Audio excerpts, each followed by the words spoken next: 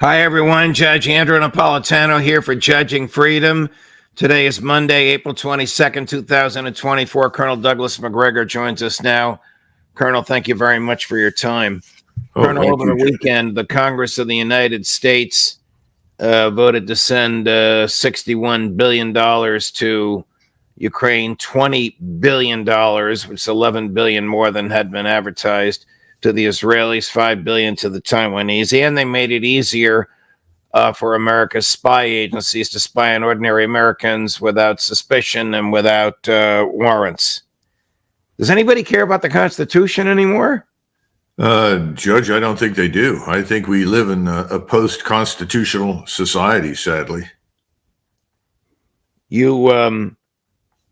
What is your view of the danger or recklessness of this $61 billion for Ukraine, recognizing as we do that the lion's share of it stays here and goes directly into American industry? Judge, I think to a large extent you've answered your own question. There are two things at work here. One is obviously the domestic angle, essentially transferring cash from the government to the supporters of the people, the donors to the campaigns of the people that voted for the legislation. Effectively standing up and waving the Ukrainian flag as a signal that I got your message, received your re-election campaign contribution, much appreciated. That's about it. As far as Ukraine is concerned, whatever shows up to Ukraine, as Ambassador Burns and the CIA pointed out some time ago, most of it will disappear into bank accounts around the world for Mr. Zelensky and his little band of men who have been robbing the place blind since they came into power. I imagine some of it will go to pay what's left of the Ukrainian army, which isn't very much, and to sustain what's left of the administration. I think the hope is that somehow or another, this will conceal the complete and utter destruction of the Ukrainian nation, which is already well underway and sadly is going to continue through the summer. Let me show you a visual example of how misguided the Congress is, how childlike and how absurd it can be. This is the moment on the floor of the House of Representatives when the vote was tallied, and the person in the speaker's chair was not the speaker, it's just whoever was chosen to preside at that moment, declared that the legislation had passed. I'm sure you'll be able to see what's in the hands of many members of Congress, which, of course, is a violation of federal law. I missed it, but thank you. Okay. The House will be in order. The House will be in order. The chair would remind my colleagues to observe proper decorum. Flag waving on the floor is not appropriate. The House will be in order. Without objection, a motion to reconsider is laid on the table. For what purpose does the gentleman from Florida rise? I said, no. The gentlewoman from Florida. Stand up. Stand up. Put the damn flag. Okay. The gentlewoman is not recognized. Colleagues, no, I'm going to. The House will be in order.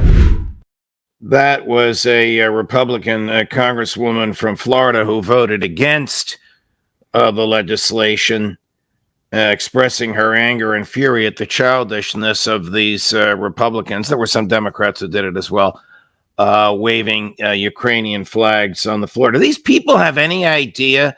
How would you know? But do you think they have any idea the harm they're causing by this? Probably not, but I'm also convinced that they're not terribly concerned one way or the other. Yes, you're right. I think everybody thinks in this country in terms of the private sector.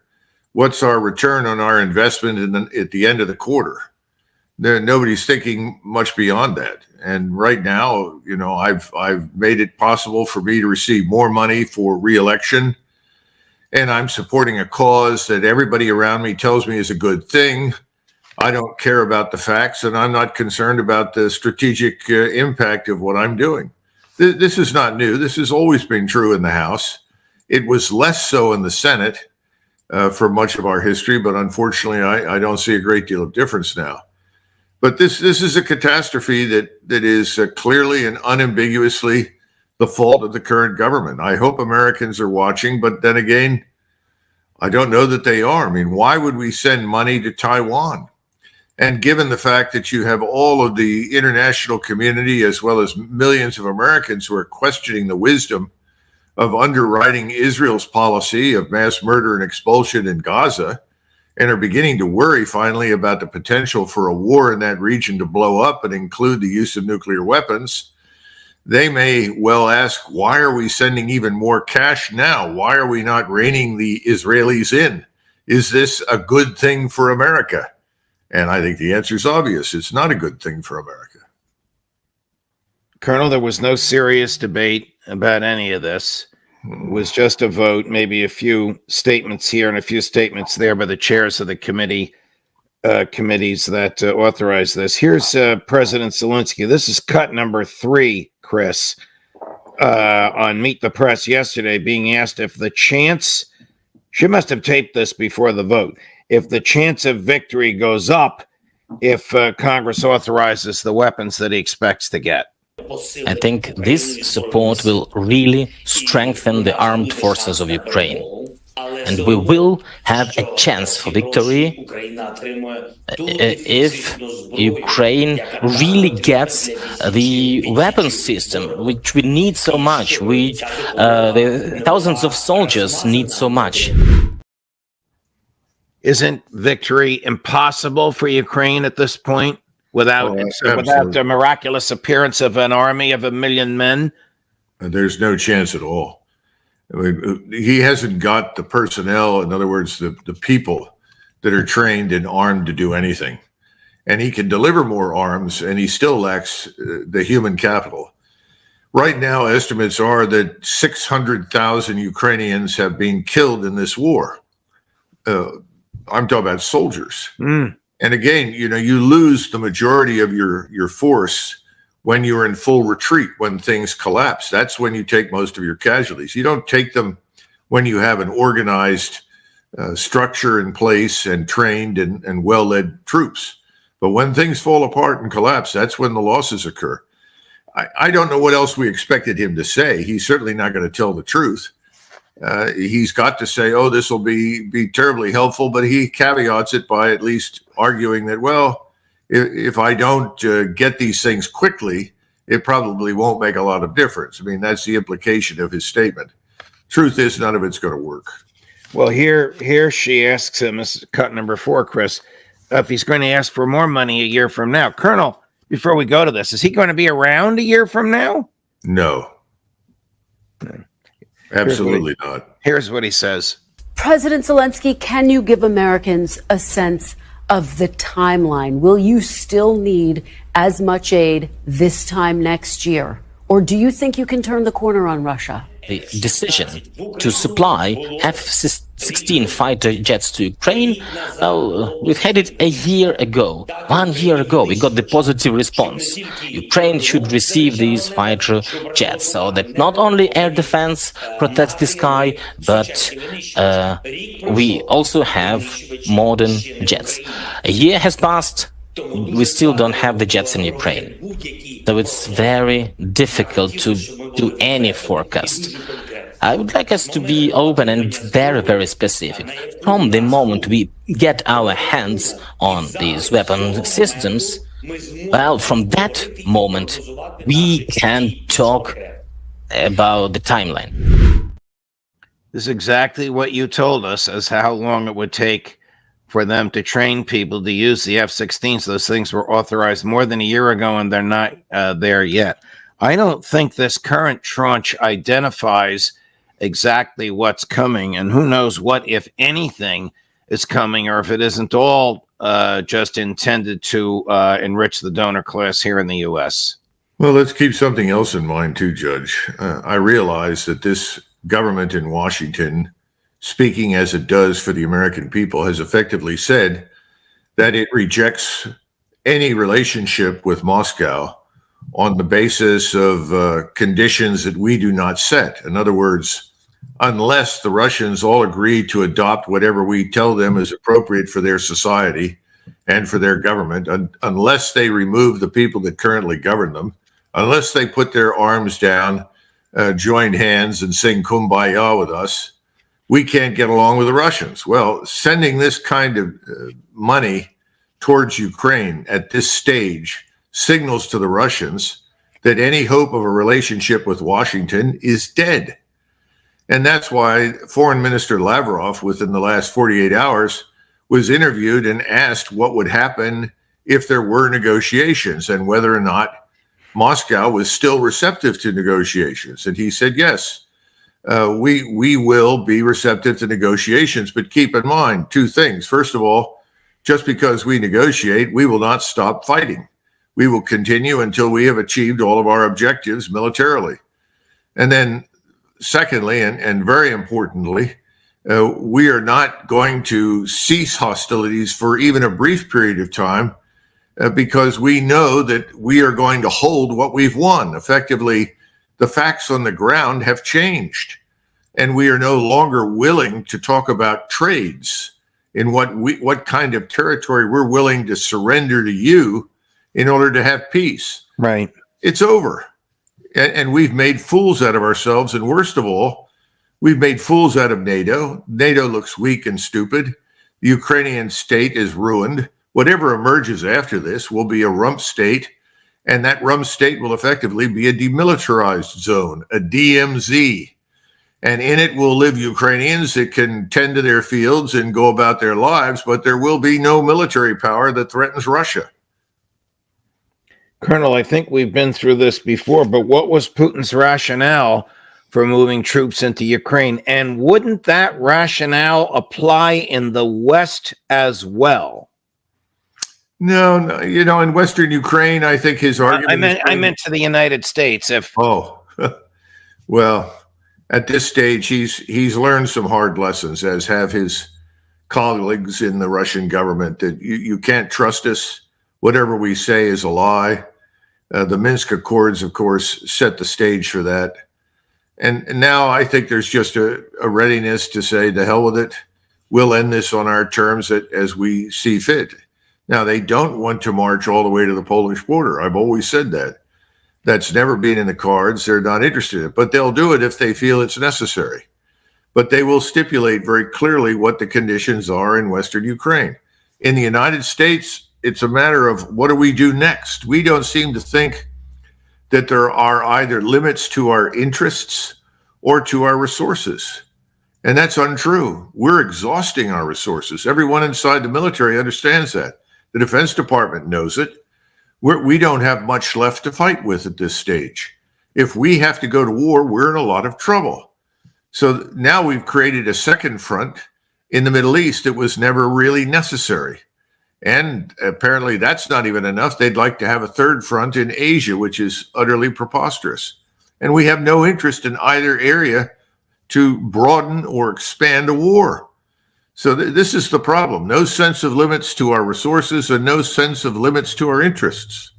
Colonel, over the weekend, there were rumors, which came from several sources, of 1,000 French troops on the ground near Odessa. There were rumors of President Putin being rushed to the Kremlin in the middle of the night on Sunday night. What do you make of this stuff? Well, Putin may well have been rushed to the Kremlin, but I'm not sure what the reason was, and I'm also not convinced that's not unusual. I mean, he's a head of state. Presidents and prime ministers, kings and princes are regularly awakened in the middle of the night to deal with issues. But as it turns out, no one in Odessa has seen any French or American forces, and I hope for their sake and for the sake of the West as well as the East in this fight, we don't see any. Because if we go into Odessa, that's essentially a war with Russia. And Russia doesn't want a war with us, and we obviously have no interest in a war with them. So we need to stay out, because that's essentially the same as, let's imagine the Russians decided to occupy Tijuana, just across the border from the United States. look at the border and look at where Tijuana is located and put 40 or 50,000 troops there. And they would face almost instantly, overnight, hundreds of thousands of U.S. troops. We would regard that as an act of war and we would crush it. And that's exactly what the Russians will do. And then the danger is that some fool in Washington will say, well, we can't allow this to happen. And we'll try to find something else that we can do to provoke Russia, or worse, escalate to the nuclear level, which is, as President Putin has said, Armageddon. And that's something that neither he nor we want. So this is stupidity on stilts once again. Colonel, transitioning to Israel and Iran, who in your opinion won or prevailed or did the better job, whatever words you choose, in the back and forth between the two countries, which occurred as a result of the Israeli attack on and destruction of the Iranian consulate in Damascus? I don't see the Iranian-Israeli conflict at this point as being in a category of win on either side or loss on either side. I think it's very clear that Gaza has been a catastrophe for the Israeli Defense Force. Clearly, that is a failure. The mission to eradicate, root out, and destroy Hamas has failed. And using that as a pretext to drive millions of people out of their homes and away from Israel because they're Arabs, Muslim, or Christian has failed. The issue with Iran, I think, is unresolved. The Iranians demonstrated it with their response to the Israeli airstrike that they can reach critical and sensitive targets inside Israel, and that potentially they could destroy much of the country. That much is achieved. The Israelis did not respond, and I'm not sure that I or anyone else who has not sat in on the meetings at the highest levels can completely explain that. But I don't think it's over. And I think it would be a mistake to assume that Mr. Netanyahu has decided, okay, we won't bother with Iran anymore. No, I think very differently. He still has substantial American military power in the region to which he has access. He still has considerable capability of his own. And he may decide at some point that it's time to take action against Iran. And as we've seen today, there's more fighting in southern Lebanon. And if that escalates, then Iran is clearly back in the target area, because without Iran, Hezbollah could not survive. It probably could not even exist. Talking about Hezbollah, here's John Sowers, who's the former head of MI6, with some very interesting advice to Prime Minister Netanyahu, basically saying, why don't you just leave Gaza and declare it a victory, even though you didn't win, and concentrate your efforts on Hezbollah. Well, listen to this. Very interesting. Cut number 9, Chris. This general is saying that you have to finish the job in Gaza. I'm not so sure about that, actually. Mm-hmm. I think Israel succeeded in reducing Gaza to rubble. Is that a success? Well, exactly. That's not exactly a success. They haven't secured the release of the remaining hostages who are still alive. They haven't killed the Hamas commanders. They've caused an enormous amount of humanitarian suffering. Frankly, I think from the Israeli point of view, they can change the subject. They can switch to Iran and Hezbollah and just call it a day in Gaza. I think that is conceivable. But the alternative, Christiane, is if the Israelis do go back in a big way into Rafah to take on the last of the Hamas battalions.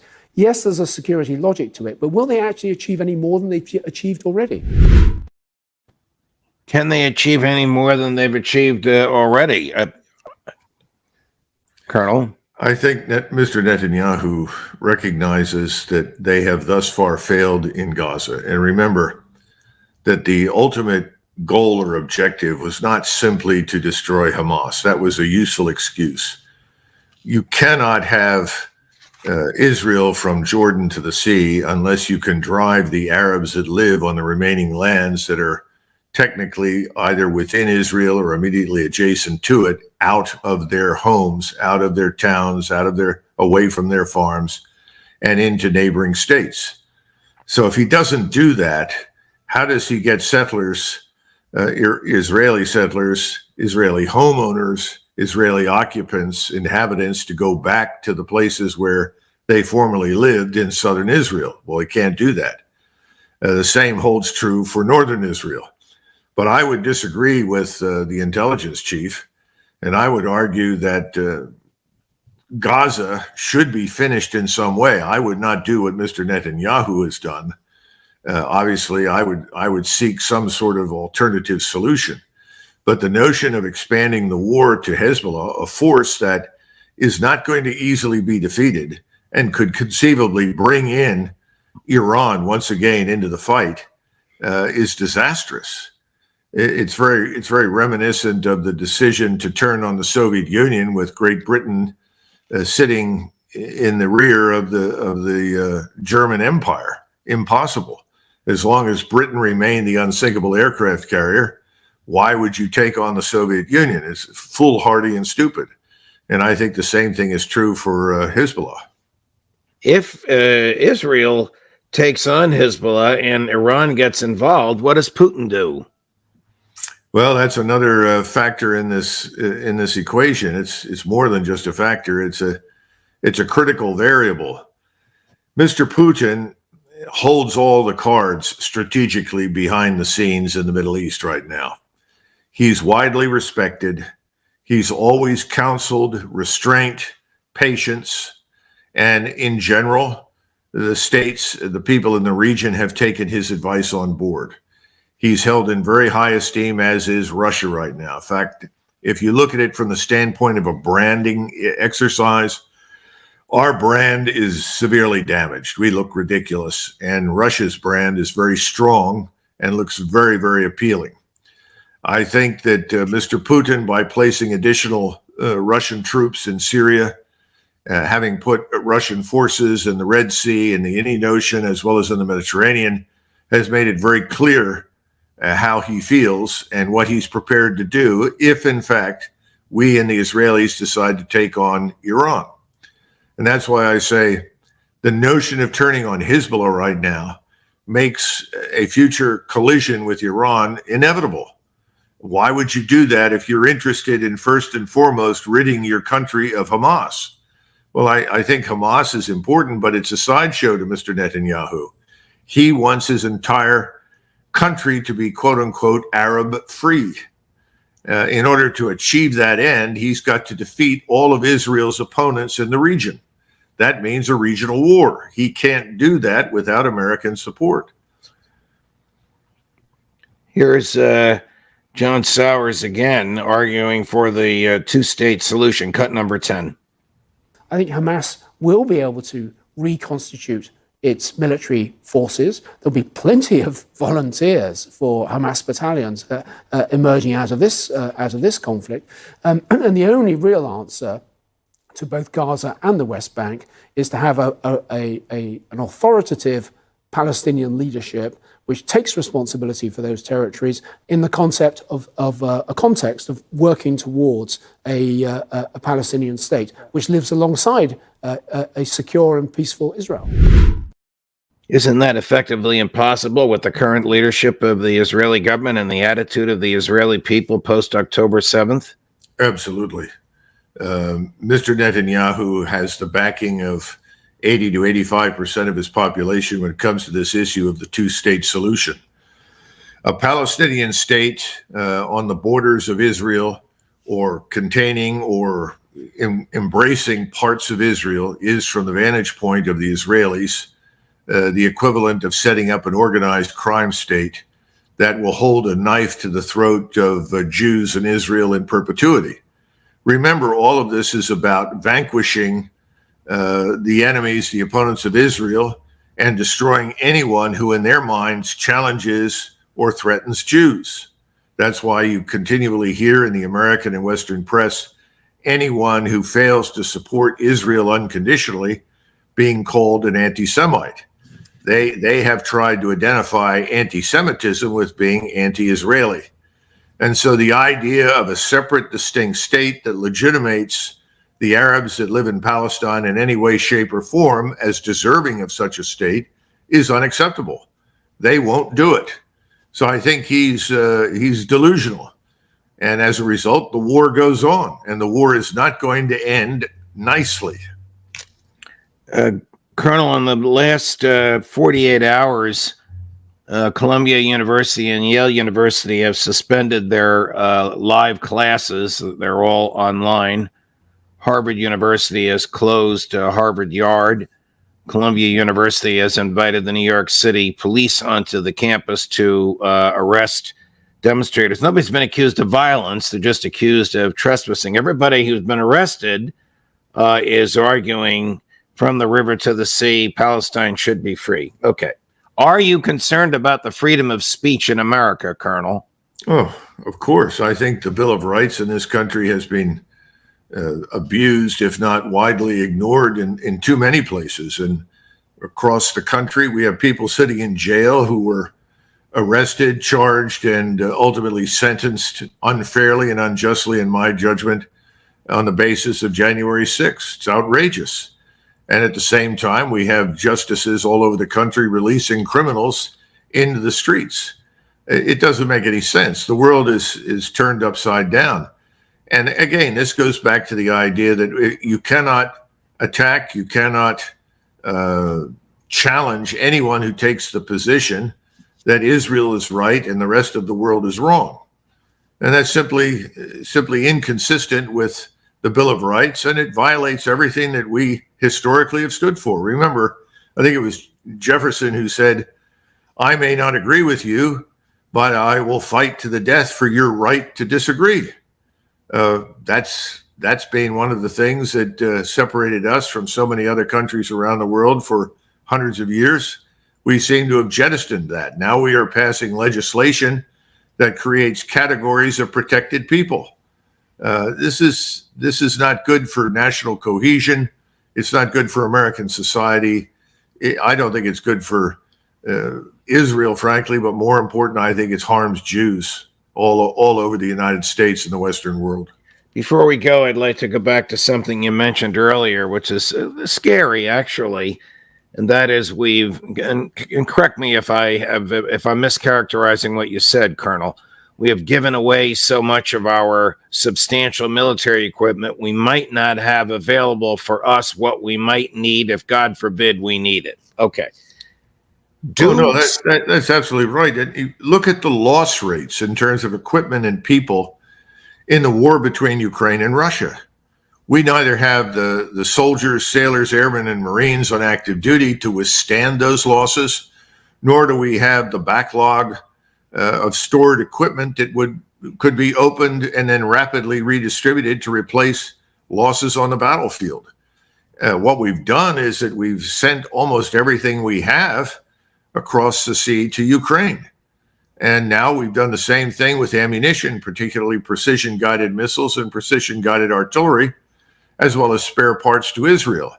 If we are suddenly called upon to fight a major war that would require us to fight on land, Americans need to understand that, contrary to popular belief, wars are generally not decided at sea or in the air. They're decided on land. And right now, we don't have the force structure, nor do we have the depth in the force to fight a major war on land anywhere. Perhaps in Texas against Mexico, but that's about it. I realize the constitutional system provides for civilian control of the military, and that's a positive good. But do the people that wear the uniform understand and appreciate the dangers of the depletion of ammunition and equipment? I think they do, but they lived in a world where nothing they did seemed to matter for so long that I think they decided this doesn't matter either. I would compare it to the way we treat the national sovereign debt. People are raising the debt issue all the time. I think we're at 35 trillion now and climbing, and saying it doesn't matter. It doesn't make any difference. It hasn't made any difference yet. But with each passing day, we look carefully at the treasury market and we wonder how much longer that facade will be preserved. There are 100 other factors in the economy that have an impact. It's very fragile. It could fall apart quickly. Well, the same thing is true militarily. What looks from a distance strong and capable once you get closer to it and then you hurl it into action, may not hold together at all. And right now, I think that's the case with us. And detecting this kind of rot in your military power is not as easy as it seems. And remember, you're dealing with a Congress that thinks its principal mission is to spend money. And they spend it, whether or not what they buy works, whether or not what they are supporting with their funds is effective. Excuse me. All shrinks to insignificance. What counts most of all is spending the money. Because if you don't spend the money, your constituents are unhappy, your donors are unhappy, and you are not going to last in office. Colonel, this little show is just about to reach its 350,000th subscriber. How fitting and appropriate that it should happen while you and I are on, because you've been so valuable to the show, to our ideas, to moving the needle, and to me personally. And our friendship is a gift. Thank you very much for your time, my dear friend. We'll see you again soon. Okay. Thank you, Judge.